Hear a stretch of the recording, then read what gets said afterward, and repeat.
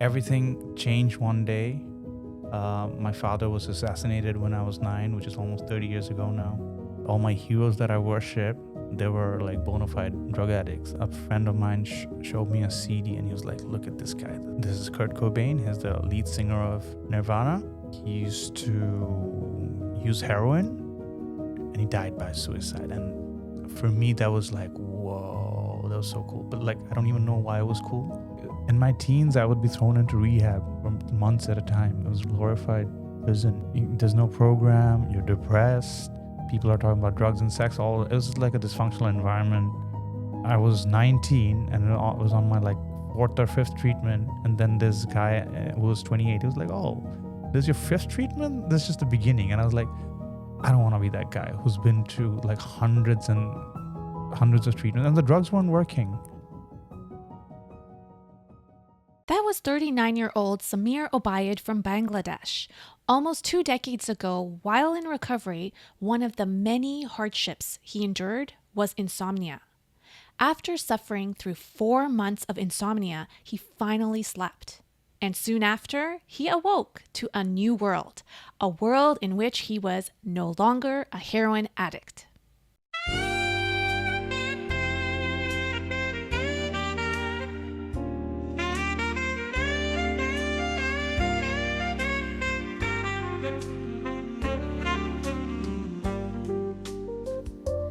Welcome to the X Perspective podcast, where curiosity leads us to explore how environment and culture shape an individual's psychology. We ultimately aim to understand the human condition through the personal stories of our guests from diverse cultures around the world.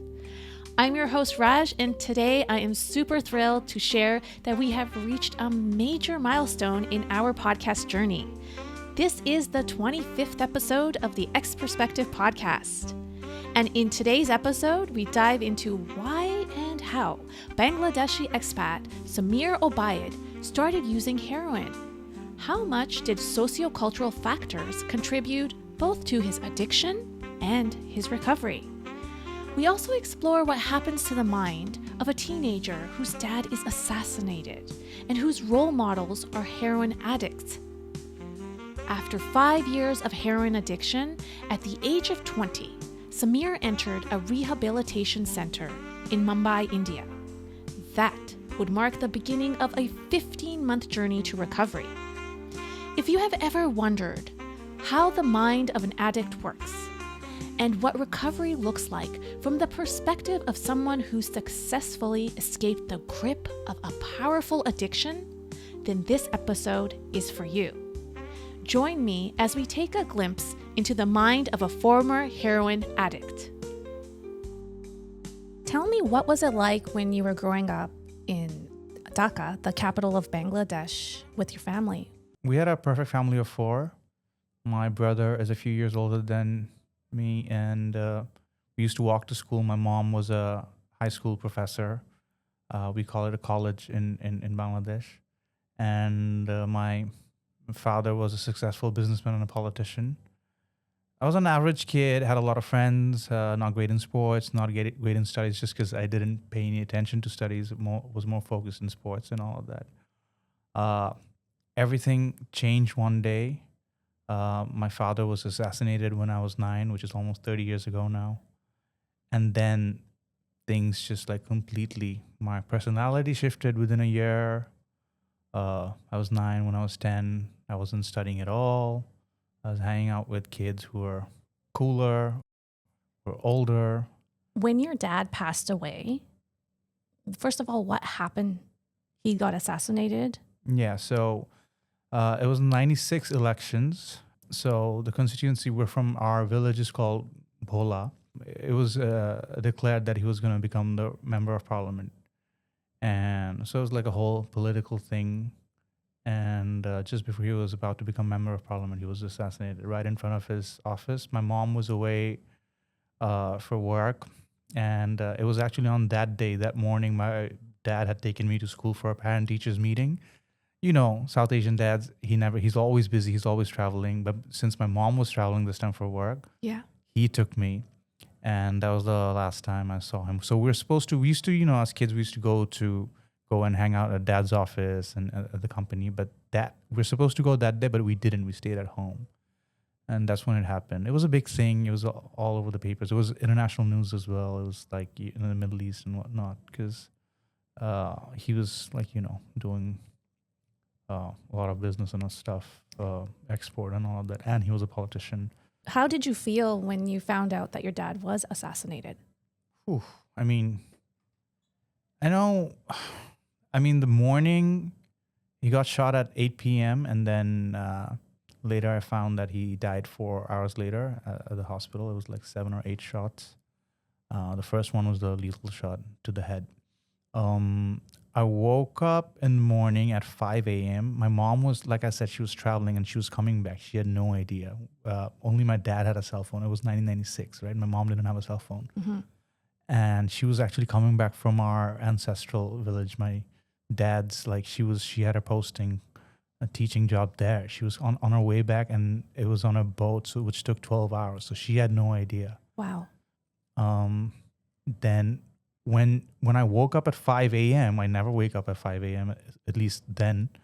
And I was sitting at the balcony. The house was completely quiet. Mm-hmm.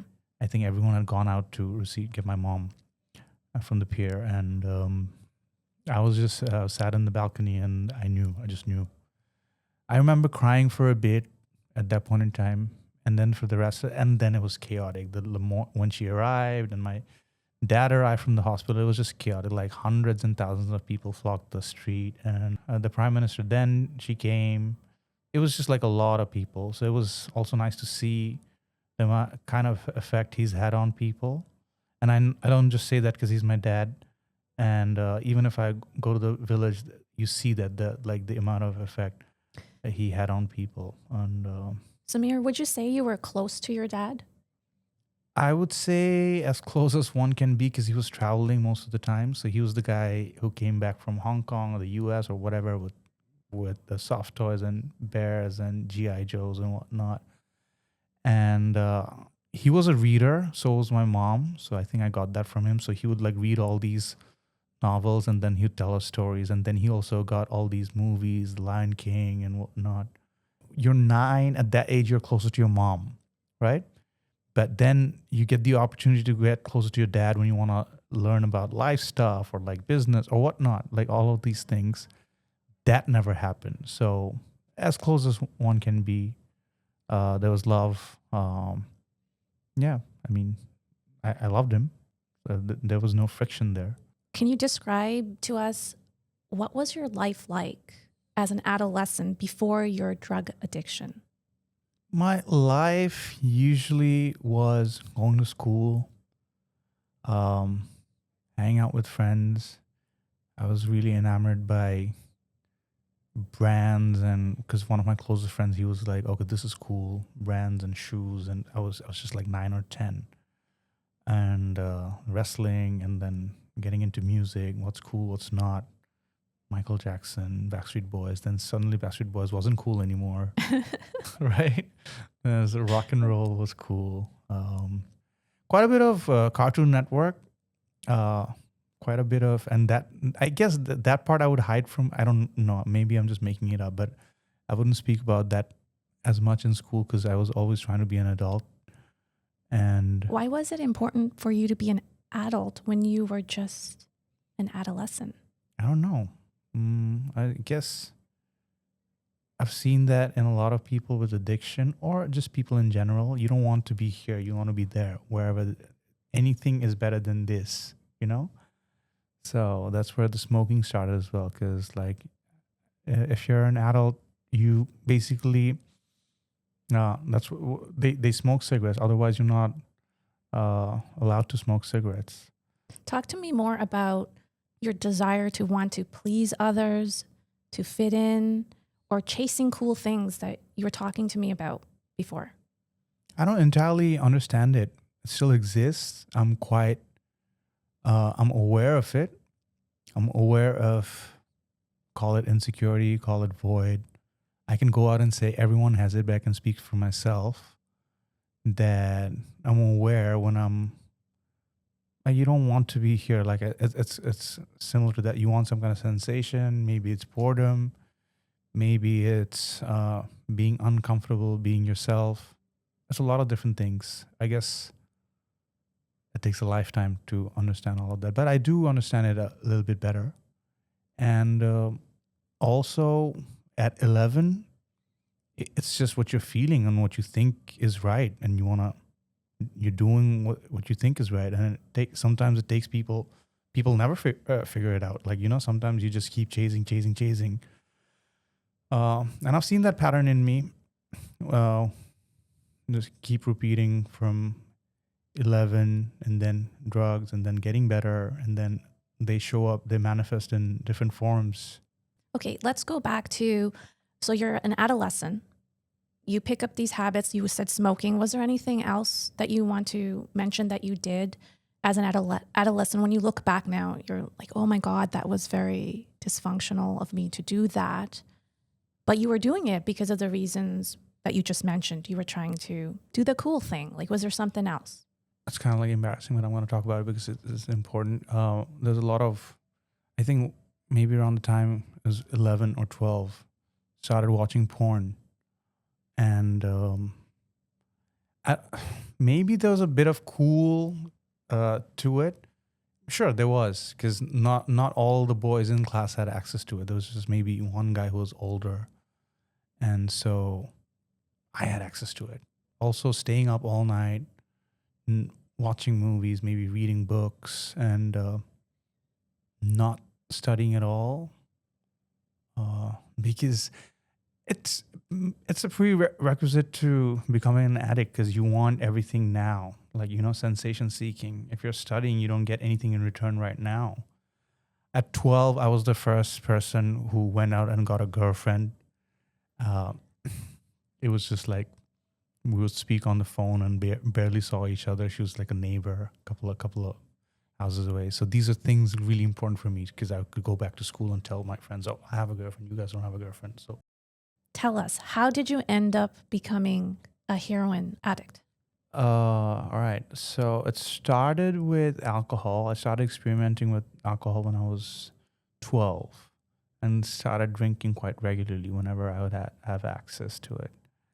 And then I'll go on. My mom was doing her PhD from Calcutta, so I'd go on trips with her, and at the hotel bar, I would just go and ask for a drink, and they'd make me, and I'd feel like an adult, like, okay, sitting here and drinking, whatever, vodka, and I felt like, oh, I was older. I've arrived. I flunked 7th grade, and that was a huge hit to my ego, and I had to change school. Went to a school which was more popular and bigger. And there I naturally gravitated towards, because I always wanted to be Michael Jackson. I always used to sing by myself. I already had a guitar by then, didn't really learn how to play it properly. So I gravitated towards the musicians, and these musician friends, were just like 13, 14, and they're already playing in bands, some of them, like, which was like cool. Like, bands you listen to, or you go to these underground concerts. And smoking weed was just part of the lifestyle. Mm-hmm. So I started teaming up with these guys, and never had a formal band, but would just like jam, cover songs, and then would smoke up. And that was it. All my heroes that I worship, they were like bona fide drug addicts, the Kurt Cobains and Jim Morrisons and whatnot. And before I heard Nirvana's music actively, a friend of mine showed me a CD, and he was like, "Look at this guy. This is Nirvana. This is Kurt Cobain. He's the lead singer of Nirvana. He used to use heroin, and he died by suicide." And for me, that was like, whoa, that was so cool. But like, I don't even know why it was cool. It was just like something, right? As a 10 or 11-year-old.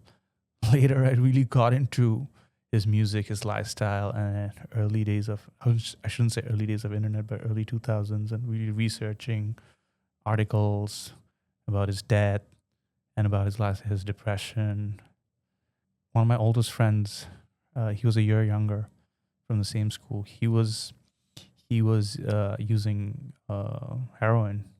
He was really smart, but then heroin was like, who does heroin? Like, smoking up is one thing, drinking alcohol is another thing, and then using heroin is just like, that's like really bad. That's something you don't do. So I was quite innocent. I thought I could shout at him or like pay him or bribe him or buy him things or buy him other drugs or like hit him, beat him, and then he would stop. But I obviously didn't know anything about addiction and recovery at that point in time. So I was getting curious. And the first time I tried it, it was multiple factors that made me try it. It was curiosity. It was also trying to make him feel guilty. I'm like, all right, if you're not going to stop, then I'm going to try it as well. And he was like, all right, cool. And again, you didn't really understand at that point what really a drug addiction was. I understood but they were just like buzzwords. Oh, once you're addicted forever. No one gets clean.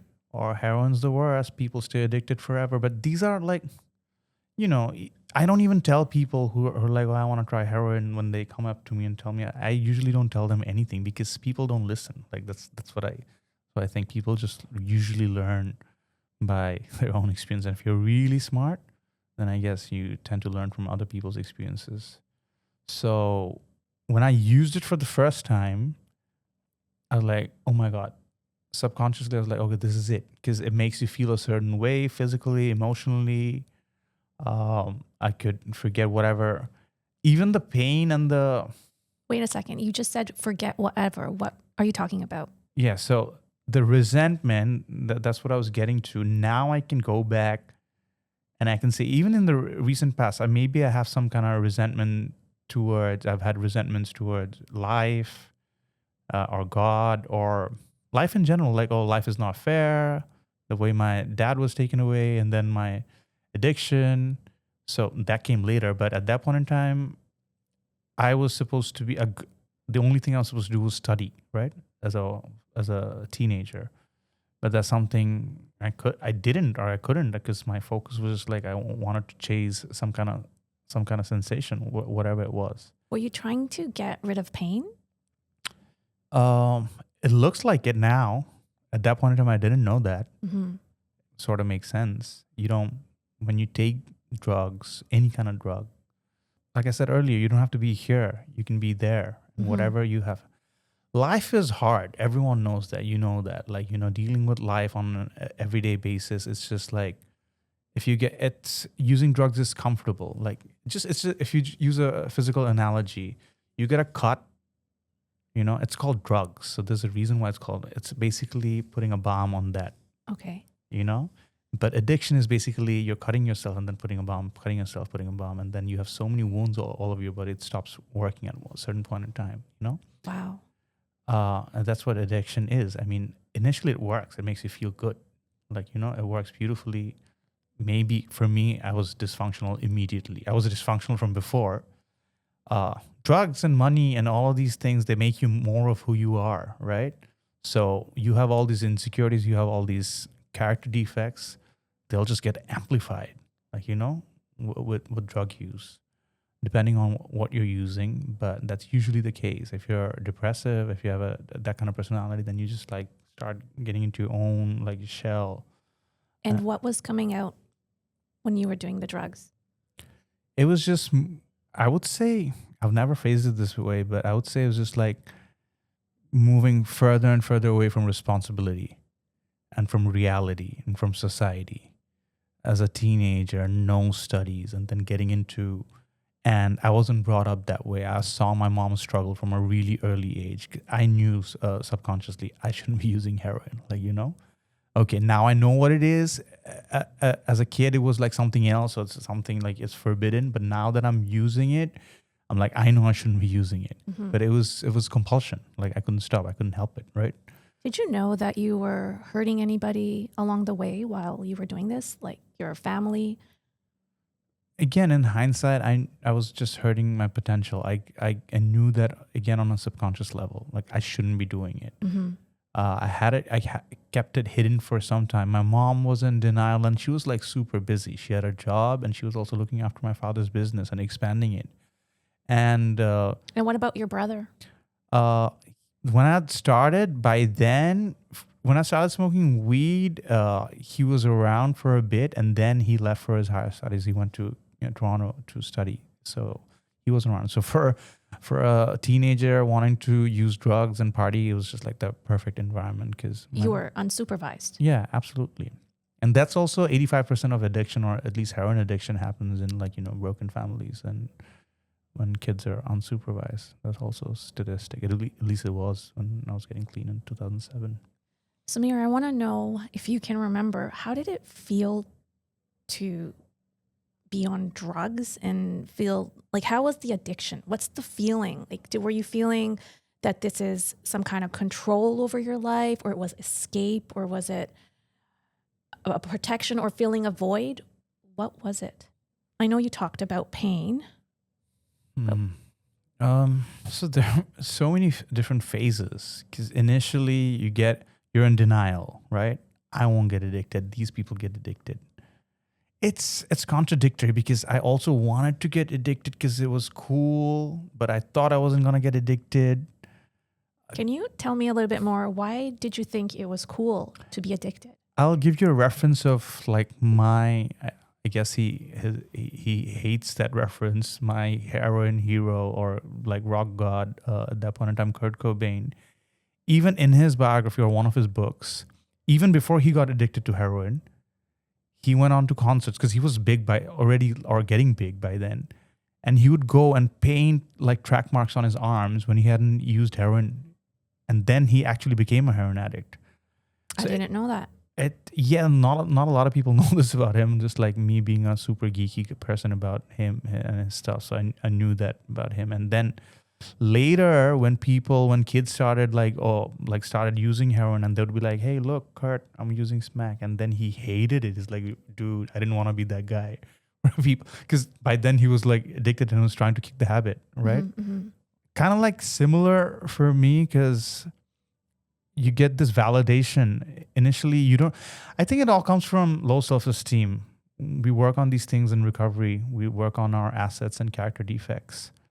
And I would say every human has these defects, but to be an addict, all of these things are amplified: dishonesty, low self-esteem, insecurity, guilt, whatnot, anger, shame. And I would say all of my things starts from low self-esteem, and the low self-esteem would make me dishonest and just like I would make stuff about myself that's not even true. And so that you could feel better? Yes, yeah. I could feel something. I wouldn't be able to phrase it as low self-esteem as a 15-year-old. I didn't even know what that was. For sure. But now I can tell it was low self-esteem. And then I had some kind of identity. Okay, this is what he's Samir. This is what he does. Like, this is who he is.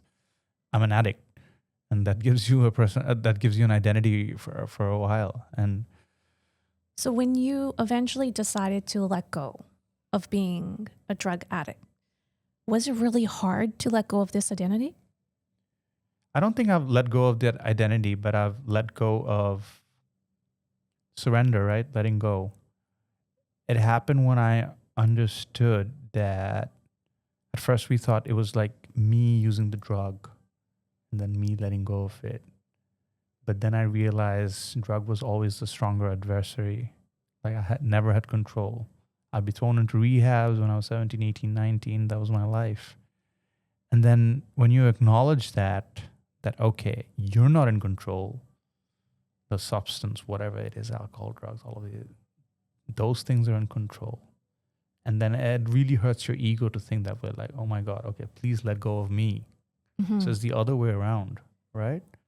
So you're reaching for something greater. And as a byproduct, the substances let go of you.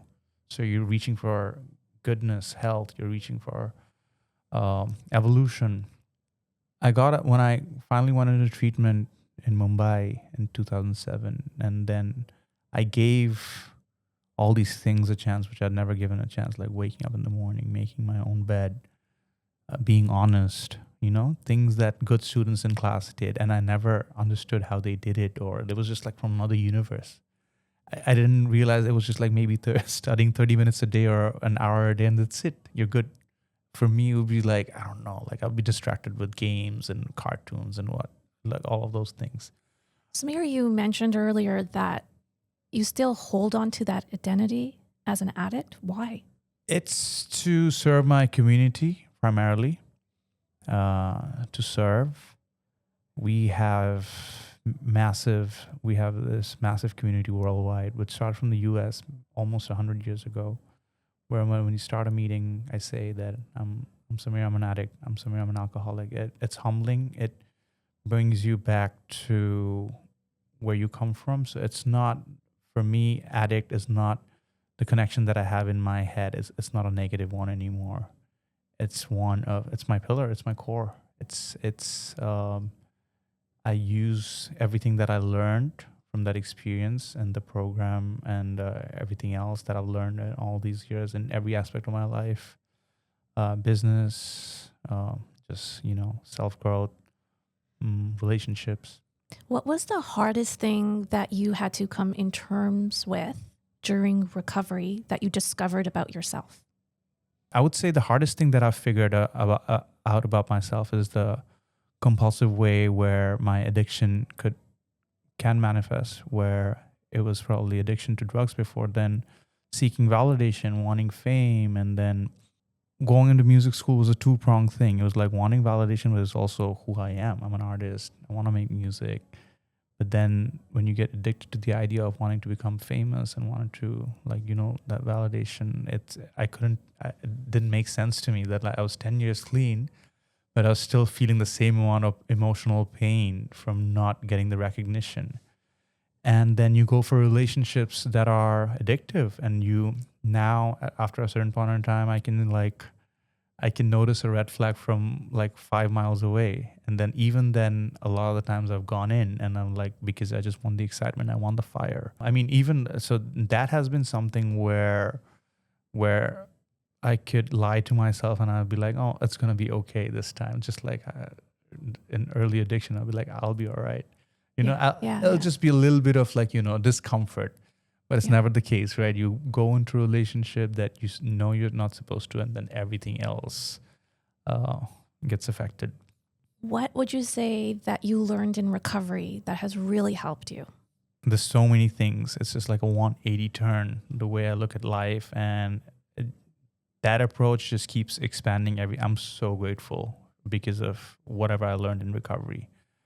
You mentioned it was one of the most beautiful processes that you went through in your life. 100%. I mean, we're sent on this earth, and I think a lot of us are clawing through it. I can speak for myself. I didn't have an adult male masculine figure to look up to, so I was looking up to these rock musicians. So I didn't know what it was to be a man, and I think it's useful to have some kind of program. I'm not here to promote the program of recovery or the 12-step program, but it's just useful. The reason I call it a beautiful process is then discipline was a dirty word, but now I identified as an artist, but now it's the biggest gift that I have, because I know I wake up tomorrow morning. This is what I say. If I wake up tomorrow morning as a billionaire, I'll wake up in the morning, I'll pray, I'll meditate, I'll work out, I'll get to work. I'll serve my community. I'll help people I'm mentoring, read books, whatnot, all of that. God forbid if I wake up broke, I'll wake up in the morning, I'll pray, I'll meditate, I'll do all of those same things. So that's a gift. And the way of looking at things, the way I look at it is it's a gift. And 8 billion people out there, they don't have access to this program or this way of living. And it's important that people have some kind of modes to live by, or principles to live by. Samir, how much would you say your music, your love for music, helped you in your recovery? I would attribute 33% of my recovery to creative or musical pursuits, because when I would go to all these horrible rehabs in Bangladesh where they would tie you up and it was like a glorified prison, and then I went to this beautiful place in Mumbai in front of the mountains, and the doctor encouraged whoever was whatever your skills were to pursue that. And we would go to music studios in Mumbai and then in Dhaka, and that was something to look forward to, right? Something greater. I would say 30 to 40% was the actual things that I learned about getting better, recovery, all the literature, all the principles and practices, I'd attribute another 30% to physical fitness training, another 35% to music itself. What do you think your addiction cost you? Meaning, how did it affect your time, your youth, your relationships during that time when you were on drugs?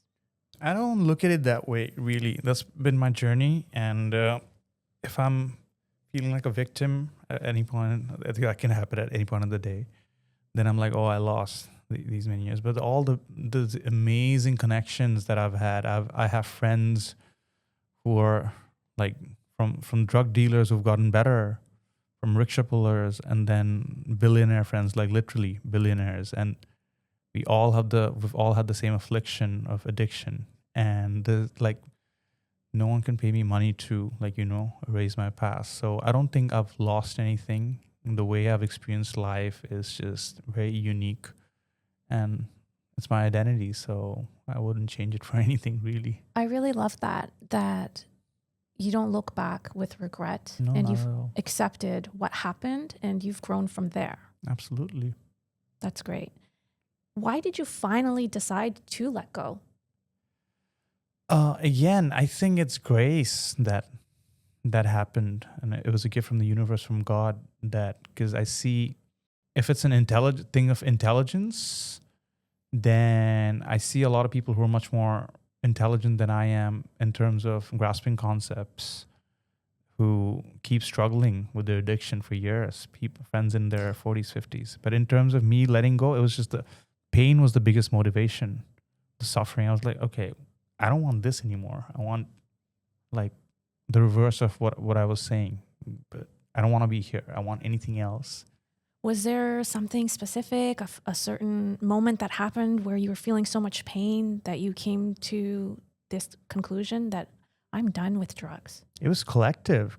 In my teens, I would be thrown into rehab for months at a time. It was glorified prison, and there's no program. You're depressed. People are talking about drugs and sex. It was like a dysfunctional environment. And then I was 19, and it was on my like 4th or 5th treatment. And then this guy who was 28, he was like, oh, this is your 5th treatment? This is just the beginning. And I was like, I don't want to be that guy who's been to like hundreds and hundreds of treatments, and the drugs weren't working. So when I'm mentoring people, it's really important that I ask them that if they've hit rock bottom, right? It's really important. Because for me, at 20, I was done. I was like, there's nothing for me in that high. I'm not even getting high. There's no pleasure in it. The reason you start doing it is because you want pleasure. You want to feel good. But then it's just like about chasing, like you want to feel every single day as a heroin addict. If you don't use it, you're sick, you're vomiting, you have diarrhea, you have like your body is aching. It's horrible. Like, it's not you're sick, literally. Yeah, like why go through all of that when you're not even getting the high? Yeah, absolutely. It's complicated because it affects you on so many levels. There's a physical thing, there's a psychological, and the spiritual and social. So a lot of people are scared about the physical thing, but then it's a crutch, right? You use it because as soon as you quit, it takes months for you'll be depressed for months, and you have to accept it. Yeah, I was going to ask you, was it harder to let go of the drugs, or was it harder to deal with the emotions that came with letting go? I think emotions is an ongoing thing. Now I have tools. Now I'm more aware. But initially, especially opiates and heroin, people are scared of the initial because it lasts for months. I didn't sleep for 4 months. I didn't sleep for 4 months. Wow. Exactly. So it was just like I was just like up for 4 months, and then when I slept for the first night, I was like, okay, I can sleep now like a normal person. This is when you went off the drugs. When I was in rehab, and when I was gonna get better. How did you even function? 4 months without sleep? I didn't function. My God. Yeah, because I'm up all night, and then you're thinking of all of these things, and you're not really following the program, and it's just a physical thing that like you can't pay all the money in the world. Maybe there's the better, like healthcare and all of that. Science has gotten better, but at that point in time, and the initial, if you're not coming off of if you're not weaning off of with the proper detox, that's also so painful. Heroin addicts are like petrified of that. It's so painful. the physical ache and the vomiting, and it's not fun. You get over that, and then there's the sleeplessness that lasts for me. It lasts insomnia lasted for such a long time, and then once that happened, immediately I was like, okay, I slept. I'm normal. I can sleep normally. That Yeah. was a win. Wow. Talk to me about how you were able, if you were, to get over the shame and the guilt that was associated with being a drug addict. That's why I'm really grateful to the program and doc, because we were never taught, and it was like this diploma, or I would say a PhD in recovery, where those 15 months we weren't like, oh, bad dog, you're an addict or you're scum, and you're like, that's what society does and says all the time. You're like, okay, you have this like obsessive personality, go out there and do your thing. And for me, it was just like coming out, making a music album, and then going to music school. And doc was like, don't be an also-ran. You have to be like top three. So I became top, like, the top. I topped in class. And that carried through whenever later when I pursued more things in academia. Just that motivation is just like a complete mind shift. Just like a 180 turn. Internally, you learn so many things. You deal with your resentments. Your confidence comes up. You've gone out and made those amends, which is an ongoing process. You have a spiritual routine. Like hundreds and thousands of tiny little things have changed within you, right? And externally, you're looking different. You're not underweight. You don't look sick. And that's how you approach life. You have all these tools at your disposal. It's up to you if you're going to pick them up or not. I tried my best to pick up. I mean, you can just like pick up being clean and that's it. But I wanted to get everything else. I just didn't want to be clean and miserable. I wanted to be clean and then just like have a full life and experience life and then learn new things and then, do more things. And that's how I wanted to do it. It seems like when you went to Mumbai, to the rehab, the mindset, like you said, it really shifted because they were focusing less on making you feel guilty or shameful for what you have done, instead focusing on how you could get better. Mm-hmm. Absolutely. It's there's never been any shame especially for me. Again, I'm like really grateful that you asked me to come and speak here at this podcast. I really think this is great what you're doing, and I've never shied away from anything, because what happens with this, when I do this, someone will hear this, Mm-hmm. and then a parent or a mom or a sister or whoever will call and be like, oh, so this guy got better, because it's much better now in 2026 than it was in 2007, but no one spoke about it. But imagine no one's talking about it, but you can go out there and get help. Mm-hmm. It exists. Mm-hmm. People have done it. Mm-hmm. I know hundreds and thousands of people who've done it. They're my friends now. And imagine if there was shame attached to it and you don't speak about it at all, and then there are all these people that you don't know are suffering. Just by doing this, having this conversation, it gives maybe another person, which is good enough. Yeah, and that's the intention, for you to share your story, so hopefully it'll help at least one other person. Exactly. So talking about helping, what would you say to someone who is struggling with drug addiction and they know that they want to get better, but they're having real challenges? What would you tell them? I would say that now, especially at this day and age, do your research. Communication is the key. It exists only if you want to get better. If you're suffering, know that a different kind of life exists. It's a completely different universe where it's not about lying and cheating and being in pain. Sure, life is still hard. Life is not perfect. But getting better, it exists. I've done it. There are hundreds and thousands of people who've done it. And if you are watching this video, you can just get in touch with Raj, or you can get in touch with me, and then we can help you. And also, what about if someone feels so much shame around it?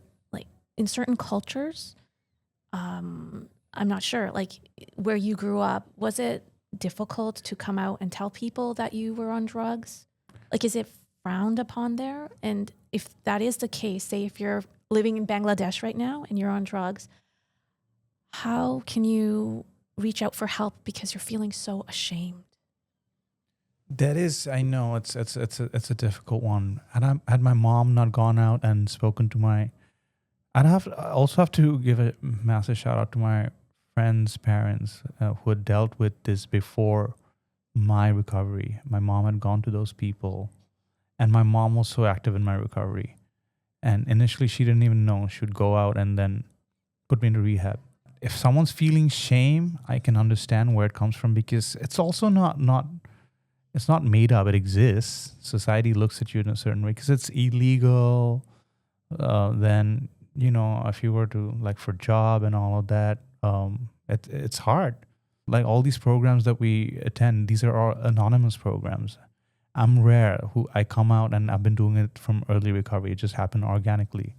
But it doesn't mean for you to get better, you have to go out and shout from the top of the roof that, oh, I'm better, or I had an addiction problem. You can just like do it. You can keep your anonymity and work on the process. You don't have to go and share it with the world. So what is a small step that someone can take? What's the first step possibly? If you or a family member or a friend, if there's suffering, communicate, reach out to people who've been on the journey. Be it a treatment center, or be it someone like me, just reach out. You'll know people. This is like, we're everywhere, And that's the first step. I say communication. If you're gonna keep it, if you're a parent and if your child is doing it and you're like, oh, what are they gonna think? Speak to someone you trust. Speak to a professional, and and then you need to communicate. And that's how you that's the first step, I would say. Don't be afraid to talk about it. Absolutely. Bring it to your awareness. Bring it to the awareness of others. Communicate, educate yourself, what addiction means, what recovery means, what it looks like. And it doesn't happen like that. It's this long, slow process, if at all. Like, the reality is most people, or a lot of people, don't get better. Like it's crazy. Like, it's a small percentage. I speak to my mentor, and it's like, it's scary to see that. But you have to start if you want to get better. You have to. You have to try. You have to, absolutely. Okay, Samir, after your recovery, how did you feel? I know you talked about, like, sometimes it's challenging, you're going into the wrong kind of relationships, and there's certain patterns, but how did your life improve? How did your relationships with your family members, with yourself, how did that all change? So now I can happily say that I'm clean longer than I was using drugs. So that was like a massive thing. 19 years now, right? Yeah, on the 23rd of February is 19 years. Yeah, so it's a massive deal. That's how I've known most of my life. That's how I approach things. I try to approach things with honesty. Am I 100% honest? No, but work in progress. I think I'm a bit more honest than I was last year.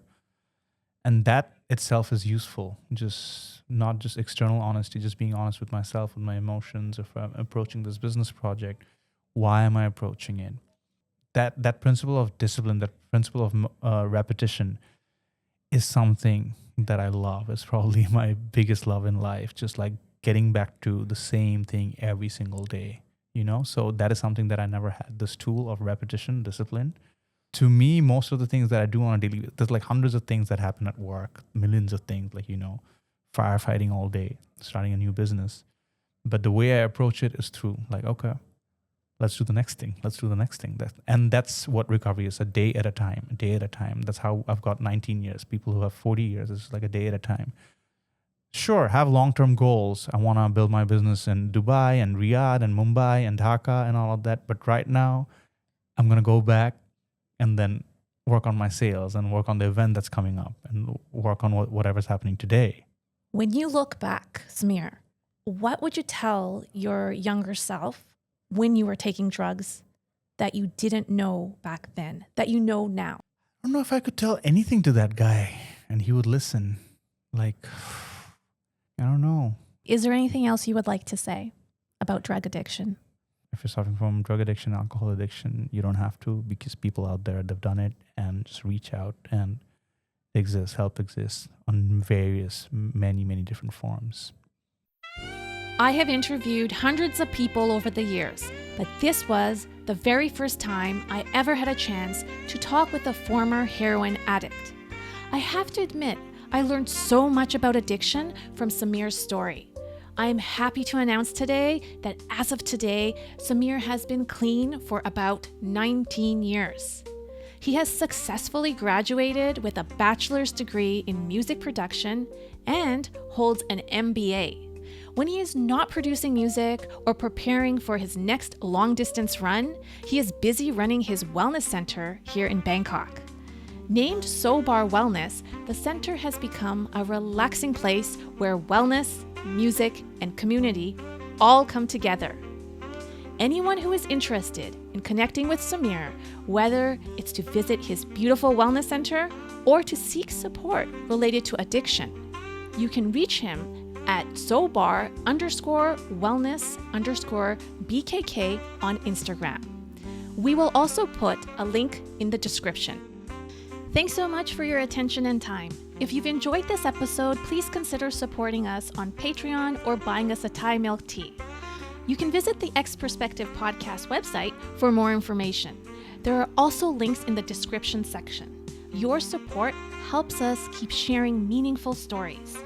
And please don't forget to subscribe so you'll be notified whenever a new episode drops. Ever get to the end of the month and wonder where all your money went? Well, now there's a free app called Enough Spent. You open it, type what you spent, and you're done. Your coffee won't even get cold. It works in over 150 currencies, which is great if you're traveling, and it works offline too. No account needed, no sign up. If you've ever wanted to track your spending without dealing with some complicated finance app, search for Enough Spent on Google Play. Thanks again for being here, and remember, every perspective creates a story. See you in episode 26.